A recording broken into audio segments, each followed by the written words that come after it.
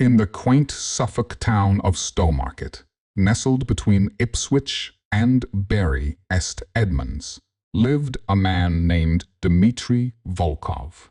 To his neighbors, friends, and most importantly, his family, Dmitri was a loving husband, a devoted father, and a dedicated employee at the local library. Little did they know, he hid a secret so profound it could shatter their idyllic lives. Despite his ordinary life, Dmitri harbored a shadowy past that he had kept hidden from everyone he loved. He often looked over his shoulder, haunted by the choices he made long ago. Yet, he built a facade so flawless that no one ever suspected the turmoil within. The tranquility of Stowmarket was a stark contrast to the turbulent life Dmitri had once led. Years ago, he had been an operative for a covert intelligence agency, living a life of espionage and danger. Missions that took him across continents, decrypting codes, and infiltrating enemy lines were once his reality.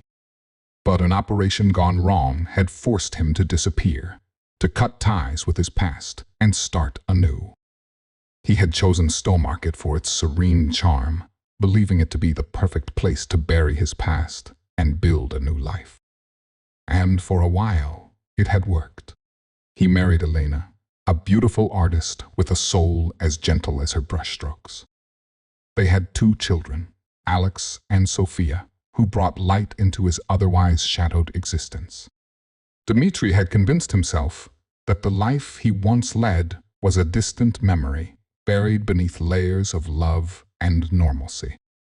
But the note in the spy novel was a stark reminder that the past was never gone. It lurked in the shadows, waiting for the opportune moment to resurface. Dmitri knew the implications of the message. His old enemies had found him, and the facade he had constructed was on the verge of crumbling. One afternoon, while organizing books at the library, he received an anonymous note slipped between the pages of an old spy novel. The message was obvious. "We need to meet. They've found you." Dmitri's hands trembled as he read the note, knowing that his time was running out. He sought to abandon that period, yet his past reappeared. A myriad of names, none appearing in official records, identified the covert intelligence agency Dmitri worked for. It was a shadow within the shadows, conducting operations that skirted the boundaries of legality and morality. Dmitri was a prodigy in the art of espionage, recruited straight out of university for his exceptional skills in languages, cryptography, and psychology. He rose through the ranks, earning the respect and fear of both allies and adversaries. His missions were diverse and perilous. From intercepting high-stakes communications in the heart of Moscow to sabotaging insurgent operations in the dense jungles of Southeast Asia, Dmitri had experienced it all. His life was a series of calculated risks and close calls, where one misstep could mean capture, torture, or worse.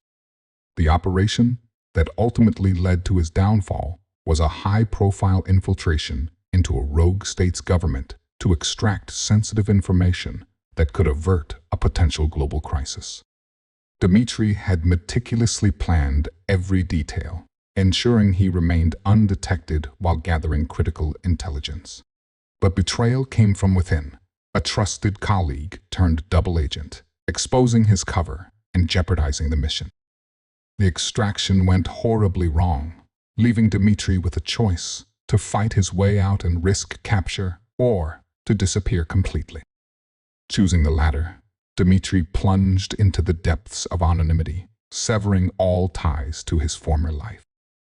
He adopted a new identity and meticulously crafted his facade. Quiet town of Stowmarket became his sanctuary, a stark contrast to the chaos he had once navigated. He lived each day with the knowledge that his past could re-emerge at any moment, yet he had hoped the peace he found would last. But with the arrival of the anonymous note, the delicate balance Dmitri had maintained was shattered. The message was a stark reminder that the world he had tried to escape was still out there, watching and waiting. As he grappled with the reality that his past was catching up, the life he had built began to unravel, leading him to confront the ghosts of his former existence. As the days passed, Dmitri became increasingly paranoid, noticing unfamiliar faces in the crowd, cars trailing him at a distance, and hushed conversations stopping abruptly as he approached. Tranquility of Stowmarket felt like a mockery against the storm brewing inside him. Danger riddled every potential solution. He realized he needed a plan. One evening, Dmitri sat alone in his study, the weight of his secret pressing heavily upon him. The faint sound of laughter and the clinking of dinnerware from the kitchen only heightened his sense of isolation. He knew he couldn't keep this charade up forever. The anonymous note had made that abundantly clear. He had to act, and quickly. Dmitri reached out to an old contact, someone he hadn't spoken to in years, but who might still have the power to help him disappear completely. He picked up the phone, his hands shaking, and dialed a number he had memorized long ago. A gruff voice answered, and Dmitri wasted no time. "I need extraction," he said, his voice barely above a whisper. "It's Dmitri." Following days were a blur of secret phone calls, coded messages, and sleepless nights. To ensure his family's care during his absence, Dmitri made careful preparations. He transferred funds to a hidden account and left detailed instructions for Elena, hoping she would understand someday why he had to leave. But just as he thought he had everything under control, the net tightened. One crisp autumn evening, as the leaves rustled in vibrant hues of red and gold, Dmitri returned home to an unusual scene. His wife, Elena, stood by the door, her face pale and eyes wide with a blend of confusion and fear. "Dmitri, there are men in suits here to see you," she whispered, her voice trembling. Dmitri's heart raced. He expected this day, but always wished otherwise. As he walked into the living room, two stern-looking men from MI5 confronted him. "Mr. Volkov, we need to talk," one of them said, his tone leaving no room for argument. As Dmitri observed the men, he could tell they were seasoned professionals. The first agent, who introduced himself as Agent Clark. His piercing blue eyes seemed to see right through Dmitri, assessing every nuance of his behavior. Clark's demeanor was rigorous, yet there was an underlying weariness, perhaps from the toll of many such confrontations. The second agent, Agent Thompson, was equally formidable, but in a different way. With an athletic build and a meticulous appearance, Thompson carried an air of precision and control. His dark hair was neatly combed, his suit impeccably tailored, reflecting a man who valued order and discipline. Thompson's expression was inscrutable, his eyes dark and intense, as if he had seen far more than he cared to admit.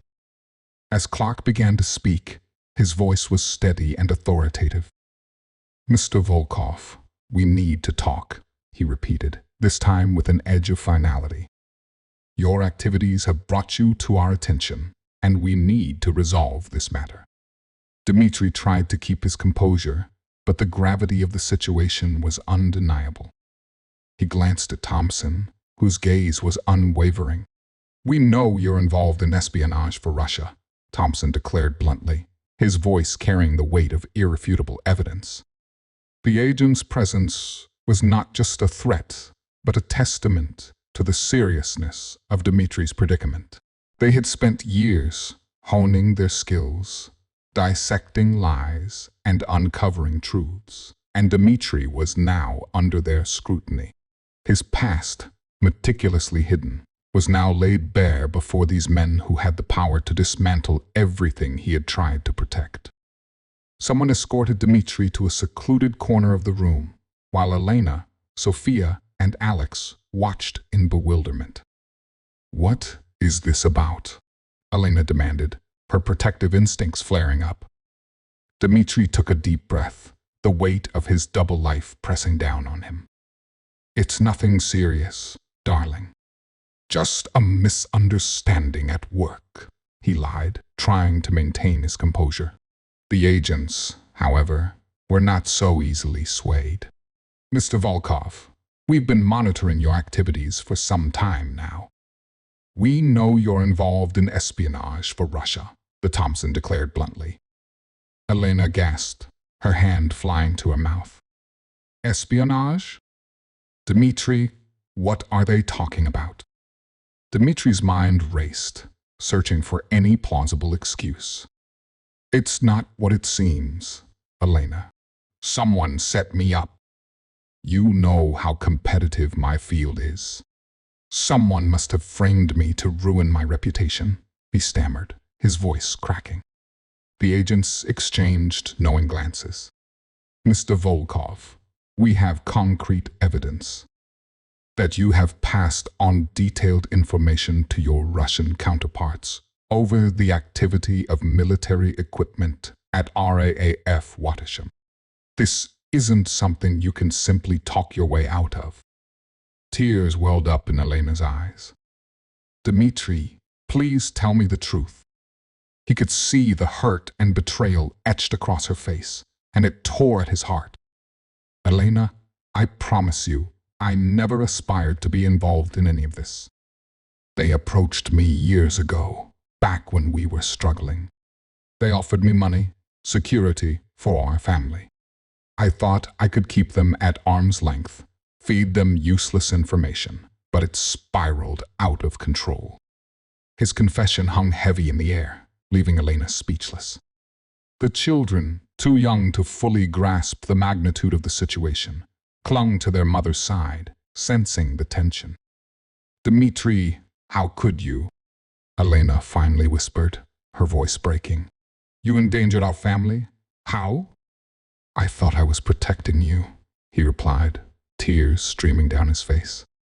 I didn't want you to worry about money or our future. But I see now that I've made a terrible mistake. The agent stepped forward, placing handcuffs on Dmitri's wrists. Mr. Volkov, you're under arrest. You have the right to remain silent. As they led Dmitri away, he turned to his family one last time. I'm sorry. I love you all more than anything. Please believe that. Elena collapsed onto the couch, sobbing uncontrollably. Her life dramatically changed. The man she knew disappeared. The days that followed Dmitri's arrest were a maelstrom of emotions for Elena and their children. The sense of betrayal was profound, and the walls of their once secure and loving home felt like they were closing in. Every corner held memories of a man they thought they knew, now tainted by the knowledge of his secret life. Elena struggled to reconcile the man who had once been her pillar of strength with the individual now revealed as a traitor. Children, confused and heartbroken, clung to Elena, seeking comfort in the face of the uncertainty that had engulfed their lives. Friends and neighbors, who had once greeted Dmitri with smiles and warmth, now whispered behind closed doors, their expressions a mix of pity and judgment.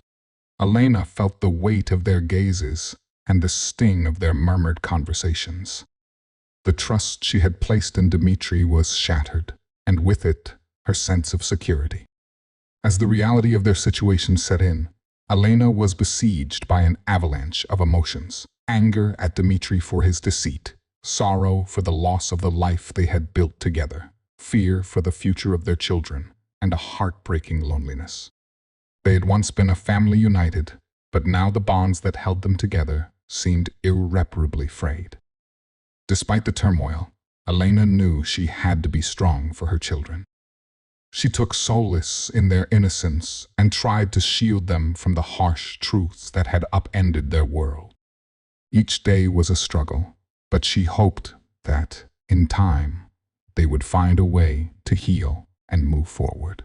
The emotional fallout was immense, but amidst the chaos, Elena's resolve was unwavering. She vowed to rebuild their lives, brick by brick, and ensure that her children knew they were loved, despite the darkness that had overshadowed their family. Story 2. Title: Fangirl. Trigger warning: swearing. Despite social media being flooded with celebrity imposters, Jaina didn't want to lose what would likely be her only opportunity to meet one of her favorite actors, Dean Stewart. She didn't care. There was a large chance it was a con artist impersonating Dean, and continued corresponding with him anyway, just in case he was the real deal. She scrimped and sacrificed to save money to order a meet and greet with him for over $1,000 after corresponding solely by texts and messages for months. Hi, love. Hope your day is going well. Crazy hectic here. Can't wait until you're with me, by my side, supporting, encouraging, and motivating me. Miss you and love you. Talk later. The smile on Jaina's face could light up a room. Every day, she looked forward to getting messages from him. Or at least one message. She wrote to him much more often than he did. He was filming a movie overseas, and besides being very busy, there was the time difference to take into account, leaving them only a few hours daily during which they could communicate. Jaina's feelings for him were evident in her response. Hey babe, just reading. Glad you're having a productive day. I can't wait to be with you for sure. I'll support you. You know that. Be you. Why is it so hard for you to say good morning or good night? I know you're super busy, but can you not find 5 minutes during the day to send a 2-word message in the morning and another at night? Keeping her phone next to her, she waited for a response, but none came until hours later. So sorry, love. I meant to message you good night, but I was exhausted and fell asleep. But I figured you were probably still awake, given you're 6 hours behind me, so I thought I would say goodnight to my baby girl. Sweet dreams. Send me a picture so I can fall asleep seeing how you look today. When are you going to send me a picture of what you look like one day? And not one I can pull off the internet. Babe, you know I'm not allowed to send pictures or make calls to fans because of my contract with my management company. But I want to see how beautiful you look today, so send me a picture. And a good one, sexy, no sweats. Less than 2 minutes later, she heard the notification of a second message. Oh, love, I forgot to ask. When are you making your next payment? Jack wants to know and told me to tell you he's waiting for it. Sorry. The elation gleaned from his first message was replaced by anger and frustration by his second. Fucking greedy bastard. I emailed Drew's manager a few weeks ago. Why are your managers a total dick? All he cares about is money. Jaina waited for an answer from Drew, but never got one. She sent him a message and noticed 20 minutes later it still hadn't gone through, meaning the app was off. Or he decided to block her for yelling at him yesterday, or as close to yelling as you can do by text. All she wanted was a simple good morning and good night, since he was too busy during the day to message her. She felt her stomach turn as she thought of all the times he couldn't be bothered to find 5 minutes to send 2 2-word messages. Each time she brought it up, Dean apologized, saying he would do it, but he never did. Jaina awoke every day, hoping to find a message from him on her phone, especially since he was 6 hours ahead. But she never did, even though she messaged him good morning and good night daily. 3 months earlier, Jaina was scrolling through her Facebook feed and commenting on celebrity posts when she got a message from one of her favorite actors thanking her for her unwavering support over the years. Thank you, love, for your kind words and encouragement. It's you I should be thanking for making me the person I am today. I'm not usually on FB, but would like to get to know you better. Do you have Zangi, Telegram, or Signal? Jaina felt a thrill go through her from her head to her toes as she messaged him back. I have all three. I use Signal. Here's my contact information. Message me there so we can continue talking. See you in a few. She immediately logged into Signal to respond. I'm here. Welcome to my space. I'm glad you could be here because I want to get to know you better. Send me a picture. Jaina frowned slightly when he asked for her picture before he asked her name, but posed seductively in a white string bikini, took a selfie, and sent it to him, crossing her fingers. He would like it. Oh, baby, you are gorgeous. Are you married? Kids? How old are you? Her stomach filled with butterflies as she responded. Thank you for the compliment. No, I'm single, no kids. You really are stunning. I can't wait to get to know you better. Jana felt lightheaded and dissociated from reality. Oh my God. He wants to get to know me better, she thought with a smile. What would you like to know? Everything and anything, love. I want you to share yourself with me. I want to know everything about you, what you do for a living, where you live, your favorite things, and wonder what you would say if I asked you on a date, since I happen to be in town. Jana was stunned. Wait, what? You want to ask me on a date? You date supermodels, not casual people like me who go to the grocery store in pajamas. They spent the next couple of weeks messaging back and forth. After a week, it hit Jana. He never asked her for her name. All he ever asked her was for her picture. She decided it was time to confront him. That night, Jana got a text from Drew saying how much he loved and missed her. Babe, I wish you were here with me. My voice was ice cold as I asked him. He hemmed and hawed and tried to avoid answering her question. It's been a week, and all you ask for are pictures. You never bothered to ask my name.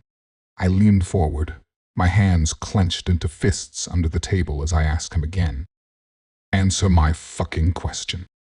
What's my name? He sighed. Anna, you took my name from the app, didn't you? The name on that account is a pseudonym. He grabbed my arm, but I flipped him over my shoulder, causing him to land on the ground, the wind knocked out of him, and unable to breathe. I laughed. Don't ever touch me again, or you'll never get another job in the art world. Now get out of my office. I'm superior to you. I'll never be punished, but maybe with the cast on, you'll work less. Dean clenched his hands into fists, thinking about how he and other men had destroyed her heart and pushed her too far, forcing her to swear off men for the rest of her life. She vowed to never date anyone again. Got to go. The other line is ringing, so I have to run, but I hope I'll see you again. She sat on a bench and cried until she could barely breathe, berating herself the whole time for being a fucking idiot. But she went anyway, knowing in her broken heart it was too good to be true. On board the plane, Jana's phone worked long enough for her to shoot off a message to Drew. Hi, love. Just boarded. Can't wait to see you. I'm so looking forward to spending the rest of my life with you. Love you. After months of weekly payments, she paid off the bill for a meet and greet with Drew and would see him in less than 72 hours. His response was almost immediate. Hey, babe. Saw your message. Just look for me or a driver with a sign with your name on it. Can't wait till you get here. Love you so much. She pressed the phone to her heart. Jana was ecstatic. After so many years of fawning over him, She would finally be with the image of the man she'd adored. She felt butterflies in her stomach and was slightly nauseous at the thought of meeting Drew. The flight was uneventful, and as she inched forward in the line of passengers deplaning, her stomach was flipping. Jaina stopped a flight attendant for directions to the arrivals gate and scanned the area for a driver holding a sign with her name, but didn't see one. Jaina waited for a sign with her name for almost 2 hours. She called his cell phone, but it was disconnected, and she didn't get any email messages from him, despite her leaving him several increasingly hysterical messages and emails. "Hey, fangirl," laughed a black-haired woman dressed all in black leather and knee-high boots. "Pardon me? Someone gave me this envelope and paid me to give it to you. Excuse me, who gave it to you, and who the fuck are you?" "Don't know, don't care." The young woman stared Jaina straight in the eye. "Oh, and you're a fucking home-wrecking moron." Her words were like a slap in the face. "Excuse me? He will never marry you. You're delusional if you think he actually has feelings for an ugly, plain, dull fangirl. You got played, honey. You've been corresponding with strangers, not Dean. They scammed you. I shouldn't be wasting my time on a pathetic, stupid, obsessed fangirl loser like you, but it's the holiday season. Consider it my good deed for the year. And stay away from him." Dumbfounded, Jaina remained seated on the bench in shock all night. As soon as the airline desks opened, she paid to change her flight home that day, regardless of how many stopovers she would have to endure. She was humiliated, ashamed, and embarrassed, and wanted to leave as soon as possible. She was pale, sweaty, and clammy, and couldn't stop crying. Jaina felt like a complete idiot. After hours of crying, she chastised herself for falling victim to a scam she knew it was too good to be true, but still risked her savings and job. Never mind all the money she lost, for the highly unlikely but slightly possible opportunity he wasn't an imposter. Jaina hung her head, tears flowing, and gathered her strength to mentally and emotionally accept she was the victim of a scam.